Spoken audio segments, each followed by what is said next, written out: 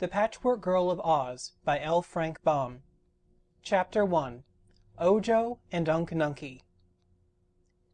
"Where's the butter, Unc Nunkie?" asked Ojo. Unc looked out of the window and stroked his long beard. Then he turned to the Munchkin boy and shook his head. "Isn't," said he.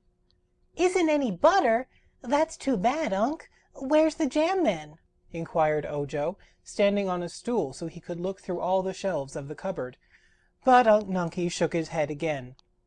"Gone," he said. "No jam either? And no cake, no jelly, no apples, nothing but bread?" "All," said Unc, again stroking his beard as he gazed from the window. The little boy brought the stool and sat beside his uncle, munching the dry bread slowly and seeming in deep thought. "Nothing grows in our yard but the bread tree," he mused. "And there are only 2 more loaves on that tree, and they're not ripe yet. Tell me, Unc, why are we so poor?" The old Munchkin turned and looked at Ojo.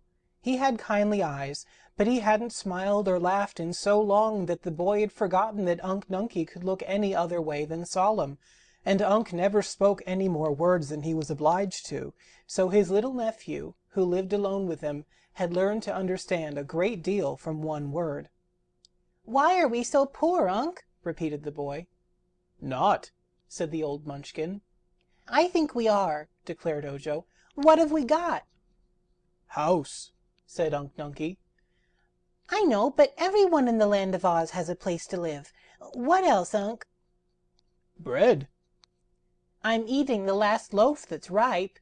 There, I've put aside your share, Unc. It's on the table so you can eat it when you get hungry. But when that is gone, what shall we eat, Unc?" The old man shifted in his chair but merely shook his head. "Of course," said Ojo, who was obliged to talk because his uncle would not, "no one starves in the Land of Oz either. There is plenty for everyone, you know, only if it isn't just where you happen to be, you must go where it is." The aged Munchkin wriggled again and stared at his small nephew as if disturbed by his argument. "By tomorrow morning," the boy went on, "we must go where there is something to eat, or we shall grow very hungry and become very unhappy." "Where?" asked Unc. "Where shall we go? I don't know, I'm sure," replied Ojo. "But you must know, Unc. You must have traveled in your time because you're so old." "I don't remember it, because ever since I could remember anything, we've lived right here in this lonesome round house with a little garden in back of it, and the thick woods all around. All I've ever seen of the great Land of Oz, Unc dear, is the view of that mountain over at the south, where they say the Hammerheads live, who won't let anybody go by them, and that mountain at the north, where they say nobody lives." "One," declared Unc, correcting him. "Oh yes, one family lives there, I've heard. That's the Crooked Magician, who's named Dr. Pipt, and his wife Margolot. One year you told me about them. I think it took you a whole year, Unc, to say as much as I've just said about the Crooked Magician and his wife. They live high up on the mountain, and the good Munchkin country, where the fruits and flowers grow, is just the other side. It's funny you and I should live here all alone in the middle of the forest, isn't it?" "Yes," said Unc. "Then let's go away and visit the Munchkin country and its jolly, good-natured people. I'd love to get a sight of something besides woods, Unc Nunkie." "Too little," said Unc. "Why, I'm not so little as I used to be," answered the boy earnestly. "I think I can walk as far and as fast through the woods as you can, Unc. And now that nothing grows in our backyard that is good to eat, we must go where there is food."